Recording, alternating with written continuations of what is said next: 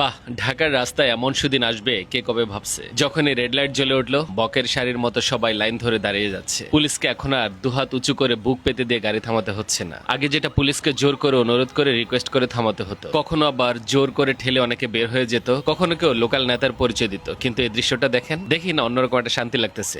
Specially আমি নিজে অনেক খুশি দীর্ঘদিন ধরে যখন দেখি যে ঢাকার ট্রাফিক এত বাজে অবস্থা, এত বিশৃঙ্খল অবস্থা, যে দেখে খুবই মেজাজ খারাপ হইতো। কখনো দেখা যায় যে আপনি সিগন্যালে জ্যামে আটকে আছেন, আপনার পাশ দিয়ে পুলিশ চলে যাচ্ছে, সিটি কর্পোরেশনের গাড়ি চলে যাচ্ছে, কোনো নেতার গাড়ি চলে যাচ্ছে, অথবা রং সাইড দিয়ে চলে যাচ্ছে। পুলিশ একটা বিব্রতকর পরিস্থিতির মধ্যে পড়তো, বাট এখন সেই দিন আর নাই। দেখেন, সিগন্যালে দাঁড়িয়ে কিন্তু পুলিশ নাই, পুলিশ কিছুটা অদূরে দাঁড়িয়ে আছে, কিন্তু সবাই কি বাধ্য হয়ে নিয়ম মানছে। কেউ কিন্তু সিগন্যাল ব্রেক করে হুট করে টান দিয়ে চলে যাচ্ছে না। ট্রাফিক পুলিশের এই ইনোভেটিভ আইডিয়ার মতো পুলিশের সব বিভাগই কিছু কিছু জায়গায় আরো অনেক পরিবর্তন দরকার। বিশেষ করে ঢাকার ভিতরে প্রবেশের মুখগুলোতে বিভিন্ন এলাকায় দূরপাল্লার যে আন্তঃপরিবহনগুলো আছে, সেগুলো তাদের খামখেয়ালি ভাবে রাস্তা ব্লক করে তারপর যাত্রী উঠায় নামায় এবং মাইলের পর মাইল জ্যাম ফেলে রাখে। সে সমস্ত জায়গাগুলোতে এই জাতীয় ব্যবস্থা নেওয়া খুবই দরকার। হয়তো সময়ের অপেক্ষা, বাট খুব দ্রুত করা দরকার। এই জাতীয় উদ্যোগ, এই জাতীয় ব্যবস্থা আরো বহু বছর আগে উন্নত বিশ্ব নিয়ে ফেলছে। তাদের দেশে ভুল করেও পুলিশ থাকুক আর না থাকুক, ঘূর্ণাক্ষরেও কেউ কোনো ট্রাফিক ল ভাঙার সাহস পায় না। স্বাগত জানাই বাংলাদেশ ট্রাফিক বিভাগের এই নতুন উদ্যোগকে,